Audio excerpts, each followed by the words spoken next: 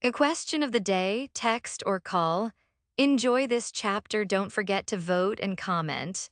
Our first official evening as a married couple wasn't as painful as I thought it would be. After I saved our dinner from drowning, we sat in silence while we watched a movie.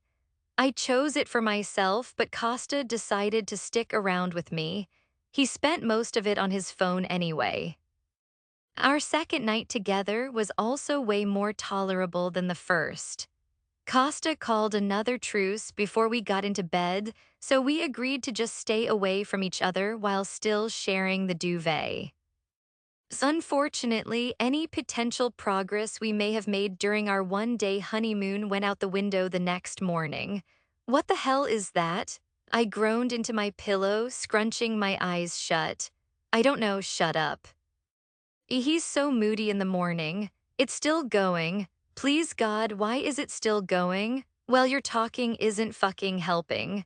Costa, I cried, sounding more like a spoiled child than I care to admit. Make it stop. Finally, the man on the other side of the bed groaned out loud, forcing himself to sit up. You have no idea how strong my urge to kill someone is right now. He wasn't even saying it threateningly. He was just informing me as if it was a normal thing to say. Just shut that noise up and we can go back to sleep. He seemed absolutely done with life as he trudged out of the bedroom in his t-shirt and boxers. The moments that passed after Costa opened the door to our villa were filled with silence. It was peaceful enough that my eyes drooped closed again. Usually I couldn't fall asleep so easily, but I was so comfortable and tired that I was out like a light. Get up, just ignore it. Get the hell up. Sleep is more important.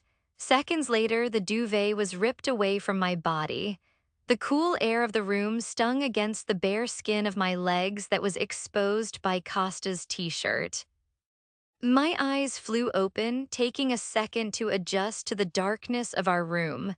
Costa was walking away from my side of the bed, heading straight over to our bags.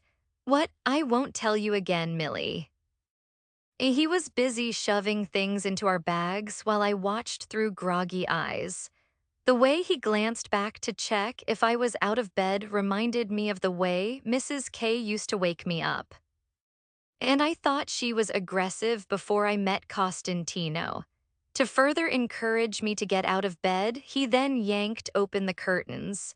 The sunlight shone straight into my eyes, causing me to release a pained moan. What is the matter with you? I used my hand to shield my eyes from the sun. I only lowered it when my eyes adjusted to the harsh change in lighting. We need to go, here. He all but threw my Louis Vuitton hold all across the room and onto the bed. Go and get ready. Did I follow his order? Fuck no. What time is it? I yawned, relaxing back on my pillow. Time for you to get the hell out of that bed before I drag you out myself. I didn't doubt the seriousness of his threat for even a second, not after the way we've been bickering and arguing since we met. The problem was, my own temper was starting to flare. This rude awakening coupled with his attitude was starting to get on my nerves. I don't know who you think you're talking to, Costa, but you need to watch your tone. I was never a morning person, but so far I think I'd been pretty calm with him. It was rare anyone would dare speak to me the way he was, so I wasn't exactly used to reining in my temper. I think I'm speaking to a spoiled little brat who doesn't know how to follow instructions. He turned to face me before continuing. A spoiled brat who really needs to learn her place before I teach it to her. In a flash, I was out of the bed. I straightened his shirt on my body, pulling it down to mid-thigh. My eyes locked onto his as I approached him, my bare feet padding along the floor. What the hell are you going to do, huh? Let's see what happens if you even try to touch me, you son of a— Finish that sentence, Millicent. IOTS Fido.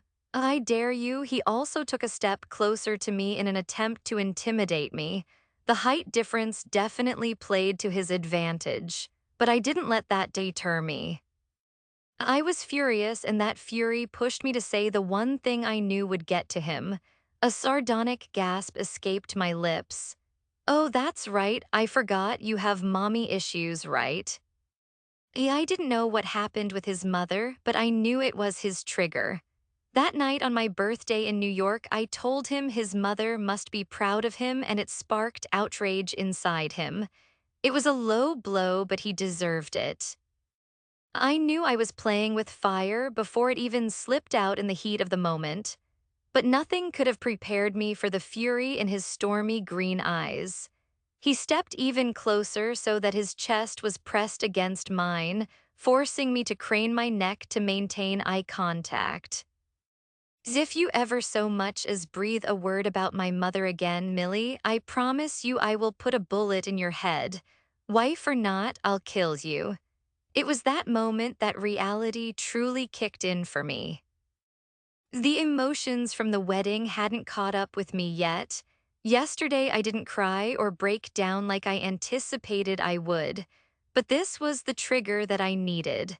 After this particular argument, all I ached for was a moment alone to let my walls down.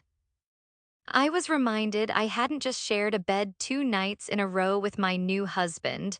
He was also the heir to one of the most deadly, notorious criminal organizations in history. Costantino was ruthless and cold. He was a made man in the Sicilian Mafia, an organization known to be particularly cruel and murderous. He would kill me if he really wanted to, and he'd truly get away with it. The only backlash would be from my family, but his own family would protect him. The silence was interrupted by the door creaking behind us, causing me to flinch. I spun around to see both Tristano and Rocco glaring at me from the door to the living room. They were both dressed in casual clothes, although they looked like they hadn't slept all night. What the fuck? My lips parted in shock at the sight of them. What are you two? Get ready, we're leaving in 10 minutes. Acosta cut me off with a cold tone, the kind he would save for his most hated adversaries. He walked past me, heading into the bathroom while I stayed pinned under the furious gazes of his brothers.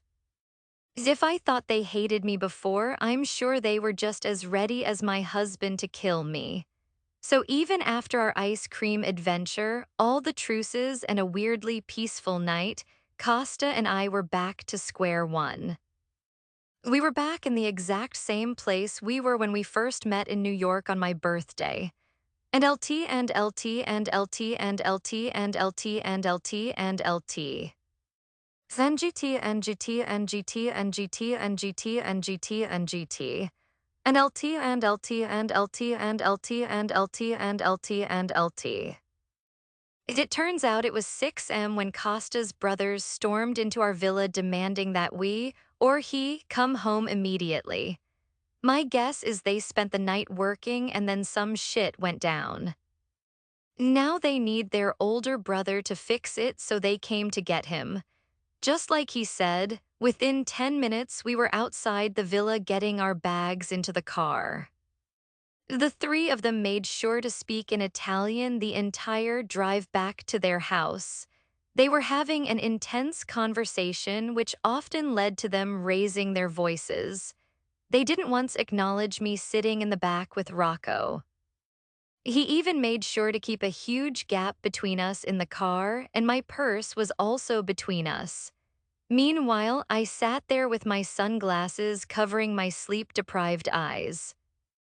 I was wearing the only decent clothes they packed for me, jeans and a plain white t-shirt. Compared to their designer clothes, I felt like a peasant in their presence. It was one of my lowest moments, for sure, but I wasn't about to touch any of Costa's clothes after the argument we had this morning. The drive was less than an hour, but it felt like an eternity. I needed coffee and some food, but apparently there were no plans for that. I tentatively broke the short silence that had fallen in the car. Is breakfast a common thing in Sicily, or?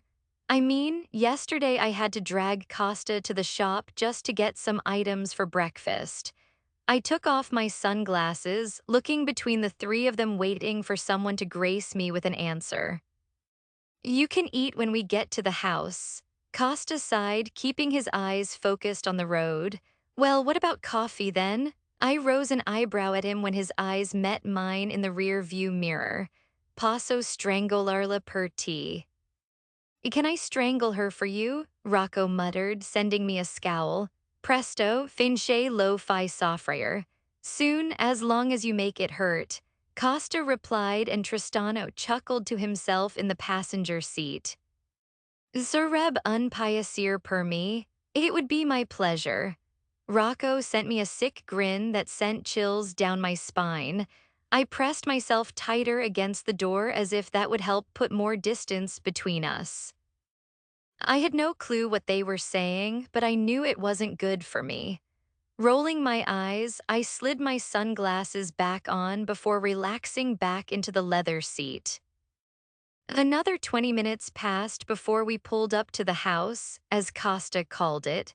What he meant was the huge-ass guarded villa that puts all other villas, mansions, or manors to shame. It was the same villa we had our engagement party at. Situated perfectly on the coast, it was bigger than our manor in New York and our mansion in Athens. We made our way inside while two butlers rushed out to take our bags out the car. Acosta gave them orders in Italian while I was busy taking in the luxury interior of the house. That crazy night of the engagement party didn't do this place justice. As if the Mediterranean region had a royal family, I think the Accardi family would win that title. The house was obnoxiously regal, and they had a huge family portrait hanging on the wall across from the front door. It overlooked the entry hall, reminding everyone whose house they were stepping into. The portrait included Costa, his three siblings, and his father, but next to Eduardo Accardi was a brunette woman I'd never seen before, Costa's mother. She was incredibly beautiful with high cheekbones, plump lips, and piercing eyes, all the features that Costantino inherited from her. I felt like she was staring into my soul when a soft meow broke through the quiet entry hall. A medium-sized gray cat slowly emerged from around a corner. It hesitated upon seeing me, then it cautiously approached as if it was sizing up a new enemy. With each step, it analyzed me before shifting its gaze to someone behind me. The cat headed past me and straight over to Costa, who knelt down with a genuine smile lighting his features. Ciao Lula, ti sono mancato. Hi Lula, you missed me. My heart almost melted at the scene of the cat rubbing its head against his leg, purring softly at the contact. Rocco knelt down next to them to pet the cat, but it hissed at him almost instantly. He pulled his hand back while Costa laughed, stroking the cat's gray fur. She told you already she doesn't like you. The cat then spotted Tristano in the background and gave him an identical hiss. Or you. Acosta smirked at Tristano, who only scoffed in response. She then moved in closer to Costantino protectively while eyeing his brothers. You have a cat? My question had the three brothers and the cat all looking in my direction. While the cat seemed cautious, my husband and new brothers-in-law seemed irritated by my question. What do you think? Rocco snapped, standing to his feet. The movement caused the cat to flinch, moving in closer to Costa again. She looked between Rocco and I as if she thought we were a threat to her or maybe to Costa. She seemed really protective of him. Ragazzi andate ci vediamo li presto. You guys go, I'll meet you there soon. Whatever he said had the two of his brothers heading towards the front door with Rocco stopping to send me one last glare. Once they were gone, the cat seemed to relax, but she was still eyeing me with caution. Acosta was quiet for a moment. He seemed to be having an internal battle over something. Then he sighed in defeat. I'm not doing this for you, I'm doing this for her. She needs to be introduced to you properly. Come here, slowly. The cat watched me as I approached, licking her lips. She stayed rooted in her spot as I knelt down, putting my purse on the marble floor. Give me your hand. Costa murmured, still stroking her fur with his free hand.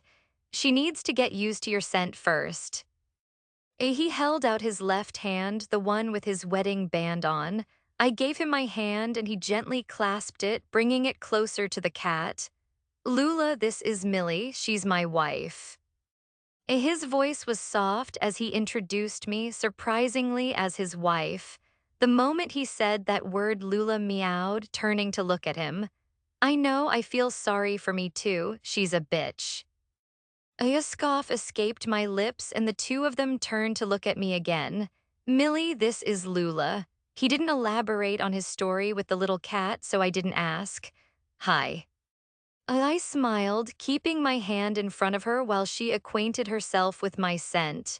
She took her time to sniff my hand, eventually coming closer to me.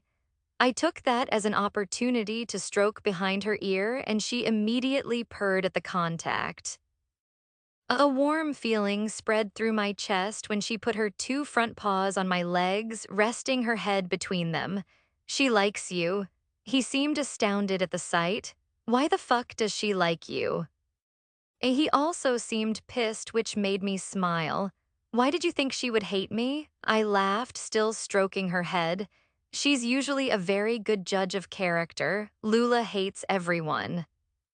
She hates my father, my brothers, and especially the twins. She doesn't like anyone but me. He was still frowning, clearly feeling betrayed. Maybe she likes women, I shrugged.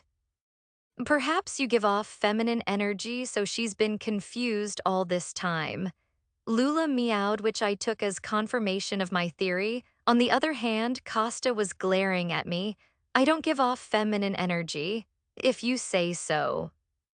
I laughed as Lula moved back, resting her paws back on the floor again. We both stood up and she immediately meowed, stepping closer to my feet. Costa headed over to the stairs, so I followed and Lula followed me. Is she clingy? I frowned, noticing the way she followed my every movement. Yeah, she is. He sighed, leaning down to pick her up. She curled up in his arms as we headed up 2 flights of stairs and into the west wing. He headed down a long hallway before stepping into a room through a set of double doors. After pressing a kiss to her head, he put Lula down on the floor and she went straight over to a cat bed in the corner. The bedroom was light and airy with huge windows and a balcony overlooking the backyard. I could also see their private beach from here too. There was a huge 4-poster king-size bed, a fireplace, and a seating area. There was also a beautifully carved wooden desk by the window. If this bitch doesn't give me a home office, I'll happily work there. My wedding dress was already laid out across the bed in the clear garment bag. My bags, suitcases, and 2 Louis Vuitton trunks were also piled into a corner. This is my bedroom. It was the perfect little sanctuary in this house. And it would be a place I could get away from the Accardi family and escape. No, it's ours. Costa scratched the back of his neck, stepping back when he saw the intensity of my expression. I'm sorry, I think I misheard you. Did you just say it's our room? Well, it's mine, and now yours, I suppose. He didn't seem happy about it, which was good at least. It confirmed my reality wasn't becoming warped within a few seconds. Why can't we sleep in separate rooms? You saw how bad our first night was, and we just about made it through the second.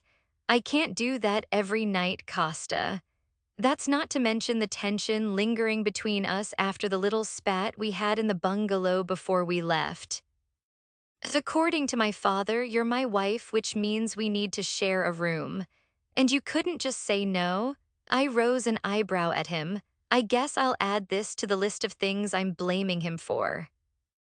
First, what he did with Viktor Kozlov, then our marriage, now sharing a bedroom. No, it's complicated. He muttered, heading into the walk-in closet. Since he couldn't be bothered to give me a tour, I decided to follow him inside the closet where he was just about to take off his t-shirt. Can I help you? He stared at me like he was concerned for my concept of boundaries. I would be too. This isn't going to work for me. I gestured to the large walk-in closet we were standing in. He rose an eyebrow at me, clearly not getting what I meant. Your clothes, you're going to need to move them. The size of the room was good, but not with his things in there too. Clearly, we shared the same love for retail therapy. The closet was full to the brim with luxury three-piece suits, designer casual wear and accessories and shoes. Costa sighed, guiding me back out of the closet by my wrist. We went to another door adjacent to it. This is yours. He opened the door and then walked away to change, leaving me to admire the empty closet identical to his. His and hers closets, so perfect yet so nauseating. By the time I was done checking it out, Costa had gone into the bathroom. I heard the shower running while I took the time to look around the rest of the bedroom. Everything was pretty bare and empty. There were no photos displayed, and he didn't have many personal items stashed away anywhere. The desk drawers were stocked with stationery and personalized Accardi paper for letters. The bedside drawers were all empty save for some aspirin, a wad of cash, a checkbook, and Costa's passport. I was out on the balcony admiring the view when he came out of the bathroom. I turned just in time to catch a short glimpse of him heading into his closet with a towel wrapped around his waist. All I can say is damn. I might hate the man and this whole shit show of a marriage, but at least he's easy on the eye. I gave him a few minutes before I approached the closet door he'd carelessly left open. Maybe he makes it habit. I wouldn't mind if he regularly left the closet door open. Are you going out? He was busy tying his black tie when I stopped in the doorway. His green eyes met mine in the mirror. Yeah, where? I knew it was none of my business, and to be honest, I didn't really care for his answer. I just wanted to test the waters to know my limits and see how honest he would be. Work. Is that why your brothers came to the villa? MHM? And what am I supposed to do here all day? Do you ever stop asking questions? He finally snapped, turning to look at me. The anger from earlier was still simmering away in his forest green eyes. Wife or not, I'll kill you. Those 6 words had been running on a loop in my head since he said them. The weirdest thing was it wasn't the first time he threatened me, but it was the first time his threat really hit me. It seemed like the first time he truly meant it. I didn't want to push him because now I truly was at his mercy. We weren't on a honeymoon anymore. I was invading his actual home, his bedroom, his life. I didn't have anyone to protect me, so I had to be smart with the way I played this out. I waited in the bedroom while he finished tying his tie and straightening his collar. He clipped on his Rolex and his gun and holster, which only further reminded me of his threat. Men in the Mafia carry weapons with them almost 24 hours a day. If you say one wrong word, you could end up in a ditch before you even knew it. I watched as he shrugged on his suit jacket. He was wearing a gray suit with a white shirt and a black tie. I can confirm this man has a good dress sense. Unfortunately, it doesn't make up for his awful personality. He didn't even say goodbye or acknowledge me when he left. He just walked out of the room without looking back. Since it was still only 7:30 a.m., I decided to go and find the kitchen first. I needed some breakfast, and then I was going to take a nap. At least I'd be able to sleep peacefully without Costa in the same building as me. First, I had to find my way back to the stairs. Once I got downstairs, I followed the sound of pans clanging until I arrived in the beautiful kitchen. Just like the rest of the house, it was bright and airy with windows and double doors leading to the back garden. There was a seating area perfectly positioned in the natural light of the window. Across the room was the main kitchen area where two staff members were already preparing breakfast for the Accardi family. The ladies both seemed to be in their late 40s or early 50s. They had motherly auras surrounding them. As soon as they saw me, they stopped their movements, eyeing me with confusion. Hi. I smiled nervously, stepping further into the huge kitchen. I'm Millie. Breakfast isn't ready yet. One of them flashed me an irritated look, probably for interrupting their flow. Oh. Well, can I just quickly make some toast or something? Who are you? The same one cut me off, putting her knife down on the chopping board. Millie, didn't I just tell her that? I'm Costantino's wife. We got married 2 days ago. Her expression suddenly changed when she realized who I was. Oh, Signora, I'm sorry. I thought you were only here for one night. Madame, those boys are always bringing women back. The other one shook her head, stirring something in a pan on the stove. Greta, non dirlo cosi. Pensare ci stai parlando di suo marito. Greta, don't say it like that. She'll think you're talking about her husband.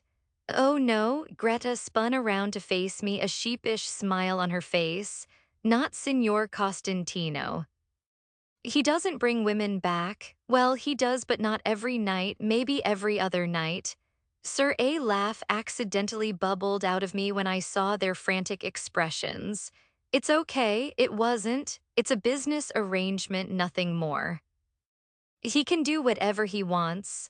That's all it ever would be. Your accent, you are not Italian. Greta frowned, coming over to the counter closest to where I stood. No, I'm Greek. I smiled, placing my hands on the marble kitchen counter. Well, you're beautiful. Signor Costantino is a lucky man. Greta grinned before introducing herself. I'm Greta, this is Agata, my sister. We cook for the Accardi family breakfast, lunch, and dinner. So you would like breakfast, Signora? Madame Agata smiled, resuming her chopping a few feet away as she spoke. Please just call me Millie. Yes, please, but nothing special. I'll have anything. No, no, you must tell, Agata insisted. Maybe some fruit and porridge? I smiled, shifting awkwardly under their gazes. But I can help you if, oh, nonsense. Just take a seat and I will make it. Agata gestured to the dining area. I made small talk with them while they made my breakfast, along with the huge array of foods for the rest of the Accardi family. It turns out the two sisters had worked here for the last 35 years. Their mother was a cook here before them. They had a good relationship with the rest of the family, although they did say it's not the easiest job. So apparently sometimes the atmosphere in the house can get a little tense if things ever go wrong. As someone who grew up in the Greek Mafia, I completely understood. If my father was ever in a bad mood, the entire house would know it. The staff were on edge, and the rest of the family knew to stay out of his way. I can imagine Eduardo Accardi and even his sons had the same influence here. After my breakfast, I went up to our bedroom for a nap. Then I spent a few hours unpacking my things. I put all my clothes, accessories, and makeup in the walk-in closet. I put my laptop on the desk and my work essentials in the drawers. I also moved Costa's things to the other nightstand because I always sleep on the right-hand side of the bed. The right side of the bed is the best side, and no one can tell me any different. Once all that was done, I went exploring around the villa. I was a bit nervous to look around upstairs, so I kept my adventure focused on the downstairs. I checked out the living rooms, the cinema room, the gym, indoor pool, and the backyard. I decided to save the beach for another day. There were some locked doors too, which thankfully no one saw me trying to enter. By the middle of the afternoon, I hadn't encountered anyone apart from the staff. I made sure to introduce myself to everyone working here. Just because I hate the Accardi family, that doesn't mean I have to be rude to their staff. They were actually all really nice anyway. I couldn't hate them if I wanted to. That day, I ended up eating dinner alone in the dining room. I was told they all eat breakfast in the kitchen and then they had a formal dinner in the dining room every day. This usually included a bunch of officials from La Famiglia too. Huge family dinners were a big deal in the Sicilian Mafia. Greta and Agata said lunch is more of a free-for-all depending on who is at home. Right now, it was only the twins at home, but they ordered pizza, I think. One of the butlers told me Eduardo and his wife left yesterday for a vacation to relax after the wedding. Apparently, forcing his son to marry someone for his own benefit was extremely stressful for Eduardo Accardi. How was dinner? It was really nice. Want some more? She smiled, sliding the dish of pasta towards me. There was enough there to feed 20 people. That's probably because I was the only who had dinner. Everyone else was out or busy. No, I laughed, taking a step back with a hand on my stomach. I'm so full already. You've been giving me food all day. It's true, they gave me breakfast and then lunch and dessert and now dinner. Dessert? Greta grinned, coming over with a huge tray of fresh pastries and now more dessert.